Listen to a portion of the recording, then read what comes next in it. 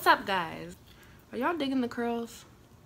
I got somewhere to be after this. I did curls. I don't know how I feel about them. I look like a teenager.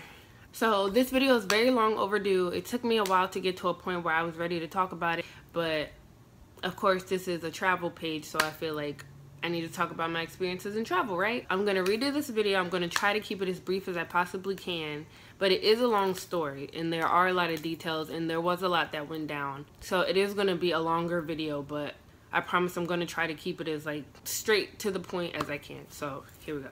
So if you've been following my channel for a while, you know that back in April I went to Korea. I went to Korea for 5 to 6 weeks, and before I got there I was super excited. I had always wanted to go to Korea.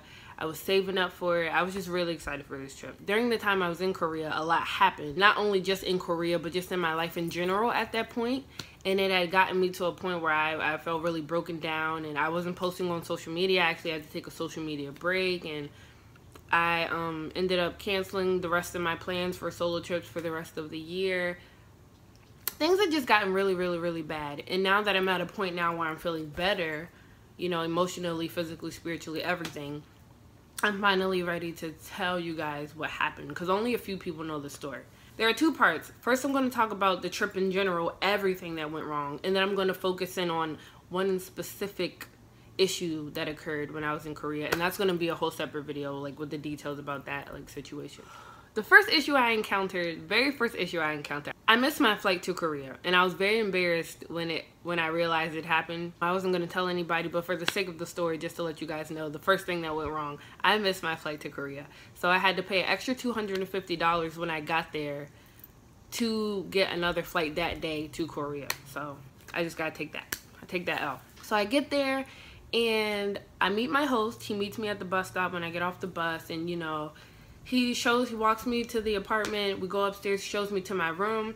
Now, the way the apartment is set up, you walk in, there's a bathroom immediately on your right. There's my room, his room, the kitchen. That's it. It's a small apartment. He lives there by himself. He was telling me he has a wife and 2 kids. They live in California. They're going to school over there. He sends them money, you know, all this stuff. Cool, whatever. I had the idea to get a pocket Wi-Fi. A pocket Wi-Fi is basically a hotspot. It's a hotspot. So I went online and I found this website and I ordered one for the full month of my stay in Korea. So cool. Put it in, ordered the hotspot. Everything was Gucci. Used my debit card, cool. Once I ordered it, they told me I could pick it up the next day, but their little stands are only set up in airports. So I had to go to the airport to pick it up. I could go to Incheon or I could go to Gimpo Airport. I decided to go to Gimpo because it was a little closer to where I was staying. It was still like an hour by the metro to get there, but it was a closer one, so I chose Gimpo Airport. So on Wednesday, I get up. I'm like, okay, I'm gonna go pick up my pocket Wi-Fi, then I'm gonna do this, and this for the rest of the day. I get there, and they told me I couldn't get the pocket Wi-Fi. So I was like, what? And they told me I couldn't have it because I didn't have my passport with me. And I was like, are you serious? Like, I knew all my passport info. I know it by heart. I know it. But she was telling me I couldn't get it because I didn't have the actual physical passport with me. So I was like, fine. I'll take another L. I'll take the L. So I was just like, okay, fine. I'll come back tomorrow. It's no big deal. Fast forward to the next day. I go back. Take another hour ride metro up there to Gimpo Airport. I get there and I come see the lady. And she tells me that I can't get the Wi-Fi, pocket Wi-Fi, because I don't have a credit card for her to put on file. And I'm confused at this point because I'm like, I was here yesterday and you guys just told me I needed a passport. Why didn't you also tell me at that point that I needed a credit card? Second of all, why do I need a credit card when I already paid for the Wi-Fi? Like, I already paid for the service. At this point, I'm irritated because I've already come up here twice and you guys didn't tell me on your website that I needed a credit card to have on file or that I needed to have my passport with me. So I'm just like, okay, it's fine. Like, I'll just cancel. So I sent the email to the people. I told them what happened. I was like, you know, blah, blah, blah, blah, blah. You guys said I need a credit card, whatever. At this point, I would just like my money back. Like, the next day, the guy emails me back and he's like, you know, we actually state online that you do need a credit card, blah, blah, blah, blah, blah. Like, have a nice day. Something like that. But nowhere did he address the fact that I asked for a refund. So at this point in my mind, I'm thinking, did I just get scammed? I was like, oh, this website that I put my debit card info into, I'm just not sure at this. So I started to panic. I'm worrying a little bit. So I go online and check my bank card statement, like all the transactions, and I see a transaction on there for like 30 bucks or something, and I cannot remember what it was from, and I'm like, I didn't do that. So without really thinking it through, I called my bank and I told them I need them to cut off my debit card. Now, this is where I need you guys to not judge me. I'm telling you, I was panicking and I didn't think it through. You know, I later realized that that was me who spent that. It was at Forever 21. I thought I like bought it in cash. I don't know. I just didn't think I used my debit card at Forever 21. Once you cancel a credit card, you can't just like magically cut it back on. They have to send you a whole new debit card. And the issue is I wasn't at home at my house to get the debit card. So at this point, I don't have access to my online, like, my bank account. I don't have access to it. All I have now is the cash that I came to Korea with. But I didn't think it was going to be that big of an issue because we weren't there yet. We're not there yet in the store. Okay, so let's just say that's 3 things so far. I missed my flight. 2, the whole pocket Wi-Fi incident was really irritating me. That blew me.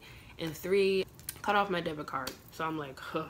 All right. One of the things I noticed when I first got to Korea and started exploring, or 2 things I noticed. 1, everything there was a lot more expensive than I thought it would be. I had heard by watching other travel vlogs and channels that shopping and like stuff in Korea is cheap. I went there with the impression that things were going to be cheaper there, which is not true. But it's also group activity. It just seems like group oriented. So when people go to do things, they don't really do them by themselves. So like when you go out to eat at a restaurant, the prices are set up in a way that you're expected to split the cost with your friends. So a lot of places that you'll go to eat, you might have to pay like $18 or so for like chicken and a side, because you're expected to come there with like 3 friends and you all split the cost. So like $6 each and you split the food. I can eat, okay? I eat a lot. So I'm eating that whole $18 meal by myself, plus having to pay the $18. So I was like, okay, well, this trip is going to be a little bit more expensive than I thought it was going to be. It was not that big of a deal to me. I was like, I'm just going to have to reconsider some of the things I had planned, and I might have to eat in my Airbnb, you know, cook at home a lot more than I thought I would have to. That was one thing I noticed. It's a lot more expensive than I thought. And 2, like I was saying, everything's like group activity oriented. There weren't as many things to do as a single solo traveler as I thought there would be. Karaoke rooms and like latte world and like I said, just the restaurant experiences, Korean barbecue, just a lot of things seemed like you needed to have friends to do them. Those were the 2 things I noticed. So as I was getting into the trip, I was feeling lonely. Like I was having a good time and I was enjoying what I was doing, but I was lonely. I was missing my family and my friends, and it didn't help that I was kind of going through, like, my relationship at the time was kind of rocky. It was on the rocks. That little gray cloud was looming over my head the whole time I was in Korea also, because that happened before I even left. So, you know, those emotions and those feelings I was also dealing with at the same time. So I don't know how many of issues I just listed, but that's what's going on so far. And we're not even like a week into the trip. I think it was like the 4th night in the Airbnb that I was staying in. My biological clock was off, okay? So it's daytime in America, it's nighttime in Korea, so my body's just off. So every night I would end up cooking dinner late. So my host actually would go to bed early. He would go to bed around 9 o'clock and he would always wake up around 6 a.m. On like the 4th night, I was cooking in the kitchen and he actually had to come out, and he told me, like, he apologized to me. He was telling me I was being too loud in the kitchen. And I apologized and I felt really bad. I had made some noodles on the stove, and it's a gas stove. So when, you know, you cut it on, if you have a gas stove, you know, you cut it on and it does like the and then the fire starts. It's not that quiet. I mean, it's not that loud, but for us to have been in the small apartment that we were in, and for him to only have a sliding door, a glass sliding door at that, to separate his room from the kitchen, I can understand why, you know, it would be a little noisy, like me trying to cook in the kitchen at the time. He had to come out and he was apologizing. He was like, I'm sorry, you know, I just can't sleep. It's a little bit noisy. And I was like, okay, I'm sorry, you know, that's my fault. I'm so sorry, blah, blah, blah, blah. So, you know, I just got myself together and I went in the room, and, you know, I didn't think it was that big of a deal. I felt really bad, but I didn't think it was like a huge thing. Like, I was just like, I'm so sorry, you know, all this stuff. And so I went in the room, and then I was ready to go to bed at that point. So I like cut the lights off. I was like, I'll just shut up completely. Like, I'll just go to bed. I won't make any more noise. Let this man go to sleep. 3 minutes later, I hear a knock at the door, and I'm like, ugh. So I get up, answer the door, and he's standing there, and he starts like apologizing, and he's just like rambling, and he thinks it's way more of an issue than it really is. And he's just like, I'm so sorry, like I've never had to say this to a guest before, you know, stuff like that. And I'm reading the situation, and obviously his personality type is, he's panicking. Like he thinks it's so, like I said, it's not that big of a deal. But like he's like panicking, like, oh my god, I've never had to do this before, like everybody always gives me good rating, blah blah blah blah blah. So I'm like, okay, obviously he thinks I'm gonna give him a bad rating on Airbnb, and it's not even that serious. Like he's just rambling, blah blah blah blah blah. And I'm just sitting there like, oh my god, okay, I just want to go to sleep at this point. But he's still going, and like he's doing this nervous thing where he's scratching his head, and I can see that his hair is like thinner in that area, so obviously it's like a nervous habit. Like I just noticed that like he's like scratching his head while he's talking. He's like nervous, and he's giving me these vibes, like, I hate to say, but like the weird kid in school who everybody's worried, like if something's gonna happen, you know, the jokes about like the person shooting up the school. Like I'm like, it might be this guy, like that's him. He's freaking out, like I don't know what's gonna happen type thing. Also, I think it's important to note that he's a professor at a college, and he would leave every day for like an hour to an hour and a half, but he would just leave for a little bit, and then he would come back after work and then just be there all day, just all day sitting in his room by himself. And he was telling me like he reads books a lot, he writes his own textbooks and stuff like that. So he's really just like a hermit, kind of like he just sits in his room. He doesn't interact with people outside of his Airbnb guests, I suppose, when they come. Yes, back to him rambling. He was rambling, just apologizing, and he was just like, you know, everybody always gives me 4 stars, yada yada yada. I mean 5 stars, yada yada yada. And then like word vomit, I guess. He was just like, and you're just so pretty, and da la la, and da la la, la la la. He's rambling, and while he was talking, I caught that, and I was just like, what did he say?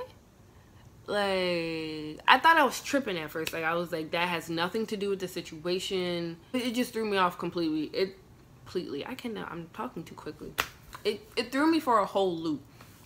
And I was like, nah, I'm tripping. Like, I don't know. But at that point, I just wanted to get back in the bed. So I was like, it's okay. Like, I'm sorry.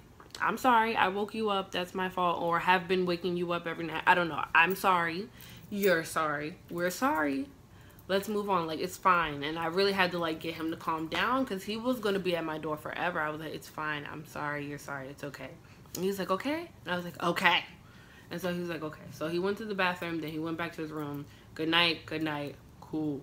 I get into bed. I'm like, what the heck? But before I go to bed, I email my mom. And, you know, I email her like every day, and I tell her, you know, what I'm doing, that I'm safe, just that kind of stuff. So I remember emailing her and telling her, and I was like, I'm pretty sure, like, in explaining the event to her, I was like, pretty sure he called me pretty. It was weird. And then I went on with it, because like it didn't seem like a big deal to me at that point. The next day, I was in the kitchen cooking. He came back from work. It must have been like 12 o'clock. He came back, went in his room, dropped his work stuff off, came out, and started having a conversation with me. And we're just talking, you know, just stuff in general. And then he brings up last night, and then he apologizes again. You know, it's a more relaxed environment at this point. And I'm just like, you know, it's fine. And we start talking about like my body's time being off, and, you know, like how guests in the past have been too noisy and neighbors have complained. So he's got to let them know, you know, like he's got to control the noise, because it's obviously a very sound sensitive room. So we just started having a normal conversation, and then he'd mentioned something about the gym, and I had been going to the gym almost every day at that point. Maybe it's like the 5th, 6th day I'm there. And he mentioned, okay, straight to the point, right. He said something about my body. He said, you have a body like Miss Universe. And I've never heard, in all my years, I've never had anybody tell me I look like Miss Universe. Not only was I like, but then I was like, because why are you commenting on my body? Like, and then it hit me in that moment that what I heard last night was real. Like, he did call me pretty last night.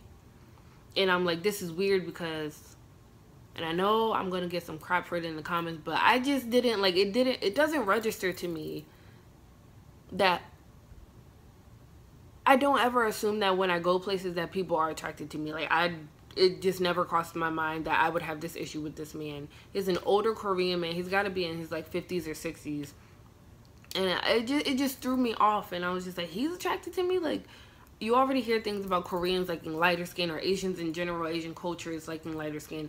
it just, the whole thing threw me off, and I was just like, okay, this is maybe weird at this point. It's like maybe something I should look out for. So I'm like, after that conversation ended, I was telling myself I maybe just need to avoid him in general. Like, I'm just gonna stick to this trip, and I'm gonna try to avoid interacting with him as much as I possibly can, just because it's just getting awkward at this point. Like, he stays in his room all day. I feel like I can't like do simple things like play music or like just move around the house, because I just feel like I always got to be super quiet. And now, like, when we talk, he's just like awkward. And okay, so that's what I decided, just kind of try to avoid him. I think it's like a week into the trip, I was so lonely that I went on Lonely Planet, and they have this forum where you can go meet people who are traveling in similar places as you, and you can like meet up with them. So I made a post. I met this girl from Norway. She was also in Korea at the time. So long story short, we messaged each other. We decided to meet up in Seoul, and we were going to spend the time that she was there in Seoul together before she left. She was only there for like a week before she was going somewhere else. One day I started getting dressed, and I was going to head out the room to go meet her in Myeongdong, and my host came in again every day around the same time. He came in and he saw me getting ready to go, and he starts having small talk, and he's like, oh, where you headed? And I'm like, I'm going to meet my friend in Myeongdong. And he's like, oh wow, like, can I go? He's like super excited for whatever reason, just kind of like invited himself on the trip. Like, I have this gift from my niece that I need to take back in exchange, like, and it's right over there, can I go with you, blah blah blah. And I'm like, yeah, you can go, you know. Like, I was gonna be like, no, you can't go. Like, it was just awkward. But I was like, I mean, like, he's gotta go drop off the gift. Like, it's whatever. I was like, I guess. Okay, so I messaged a girl, and I'm like, my host wants to come, so like push the time back like 20 minutes. You know, it was so weird. It was so weird to me. And I haven't even met this girl, so me trying to explain that situation to her was just like very awkward. I was like, yeah, because like I said, like, I think she was 26. Like, we're younger. Okay, too much detail. Whatever. So he ended up coming with me. We got on the train, and we're on the train. The train's very crowded. Korean Seoul train's very crowded, and we were having a conversation, and he started talking to me. He was talking to me about his family, California, him teaching again. And then he asked me, it's important story, he asked me, no, he's like, you are the first, and he just kind of paused, and he stopped, and he's like trying to think of the words, because his English is choppy. Like, he speaks English, but it's broken English. He speaks it well enough that I can understand, or like I would speak Korean and we would have a conversation, like his broken English plus my broken Korean, like we could communicate, but he doesn't always know what he's saying. So he was trying to find the words, and I was like, the first black person you met? And he was like, yeah. And then he stopped, and he was like, no. And then he was like, I recognize. And I was like, you recognize? Like, I wasn't understanding.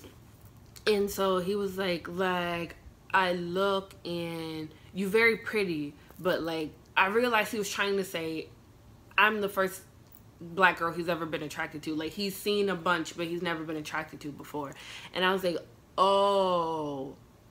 And at that point, it became awkward for me, because I was like, this is, again, it's weird, it's inappropriate. And I'm like, the conversations, like, every time he makes a comment, like, they're getting more and more inappropriate. And I'm also just like, ugh, because we're on the train in public, and I'm like, if anybody else around me speaks English, they know how weird this conversation is. Like, why is this older man, why is this older man having this conversation with me right now? And I'm very visibly, like, clearly, like, I don't know. I just, like, why are we having this conversation? Like, why are you doing this right now? I just came to visit Korea. Like, don't have these conversations with me.